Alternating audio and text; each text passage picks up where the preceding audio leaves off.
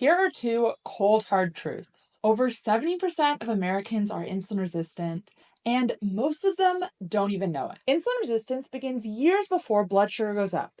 And because doctors are only routinely testing blood sugar and not insulin, it gets missed. Until, of course, the point where it's progressed to prediabetes or even type 2 diabetes. But there are signs you can watch out for.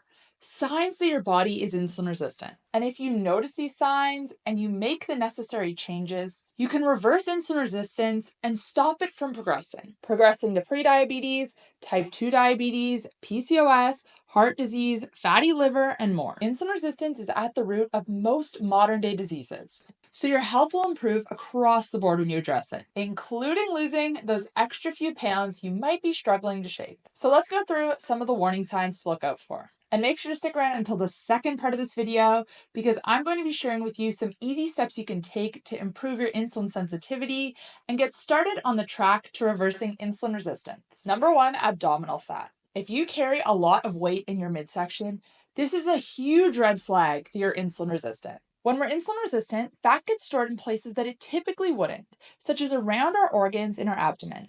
This is called visceral fat, and it is directly related to insulin resistance. Number 2, hunger after eating. Are you one of those people who can eat a meal and still feel hungry afterwards?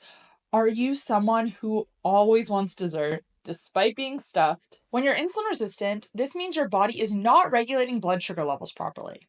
The cells in your body are not able to absorb the glucose and use it for energy. Still being hungry after you finish a meal is another indicator of insulin resistance. You're eating and the energy from your food is there, but your body isn't able to use it efficiently. Number 3, swollen ankles. One of the roles of insulin is telling the kidneys to retain water. If insulin is not being responded to properly, as is the case with insulin resistance, fluid can be retained unnecessarily, causing ankles to become swollen. Number 4, sugar cravings. And this ties in with number 2. If your body is not able to use the energy from your meal efficiently, your cells are essentially starving. And this can lead to intense cravings for carbohydrates and sugar, even after you've just eaten. Number 4, dark patches of skin. Dark patches of skin around the neck, in the armpits, and in the groin are caused by high insulin levels. And a lot of people don't realize that this is related to insulin resistance, but it's definitely a red flag to watch out for. Number 5, always having to pee. Because insulin is not regulating blood sugar correctly when we're insulin resistant,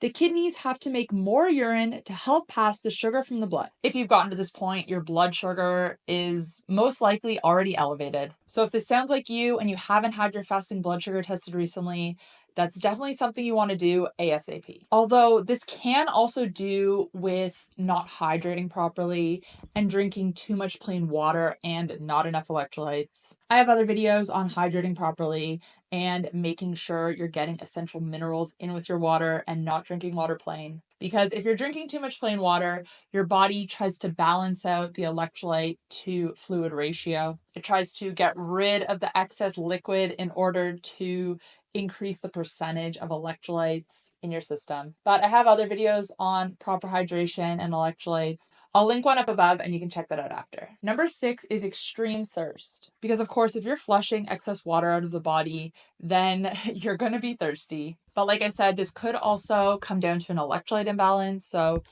if this is you, definitely check out my other video. Now, moving on to number 7, this one is for my ladies out there. And this is another really big red flag. If you have an irregular menstrual cycle, high insulin causes the female body to create more male hormones. And this imbalance in hormones can cause periods to become irregular. If your period is inconsistent, this, like I said, is a big warning sign.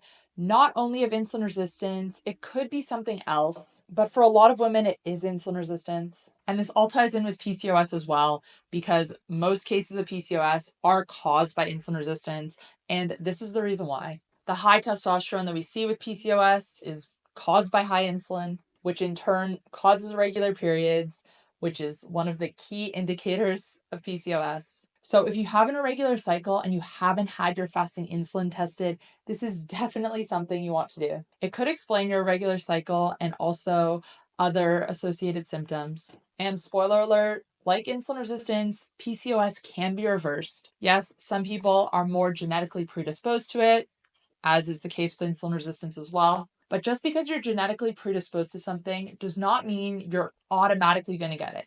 And it doesn't mean you can't reverse it. Genetics load the gun, diet and lifestyle pull the trigger. Number 8, skin tags. Again, this is another indicator of insulin resistance that a lot of people overlook. They don't realize that there's a connection here, but high insulin levels cause the growth of skin tags. I've worked with so many clients who thought their skin tags were genetic, but when we started to address their high insulin, when we started to reverse their insulin resistance, their skin tags actually shrunk and went away entirely. So if you have these side effects, what can you do?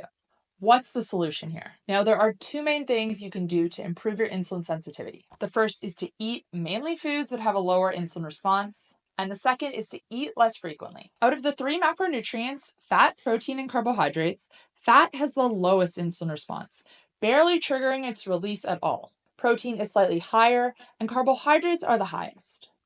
So being smart about carbs and limiting them where you can, this is going to have the biggest positive impact. Several studies have shown that very low carb or keto diets are effective in reversing insulin resistance for this reason. Generally, if you can stick to under 50 grams of carbohydrates in a day, you're going to see results pretty quickly. But even if you can just stay under 100, this is going to make a big difference.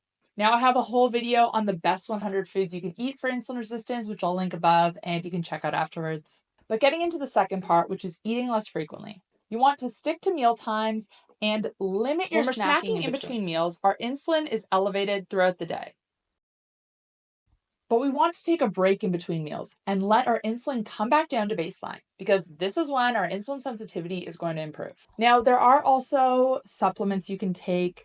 Berberine is one that I often recommend. It's natural, it's available over the counter, and it has been heavily researched. It improves insulin sensitivity instantly, helping to control blood sugar better. And when it's paired with the diet changes that we just spoke about, the results are pretty insane. Sleep is also important, and of course, exercise. When we're exercising, our cells are actually able to take in glucose from our bloodstream without insulin. So obviously, this is beneficial. But anyways, if you want to know more about insulin resistance and how to reverse it, I have a full podcast episode that's basically like a crash course. It goes over all of these steps on how to improve insulin sensitivity in detail. You can find that here on YouTube, but the podcast is also on Spotify as well. It's called Healthy, Not Complicated. But anyways, I hope you found this video helpful. Let me know in the comment section how many of these signs you have and if you knew they were related to insulin resistance. Were you surprised to hear that they are? Let me know down below. Thanks guys for watching, and I'll see you next time. Bye.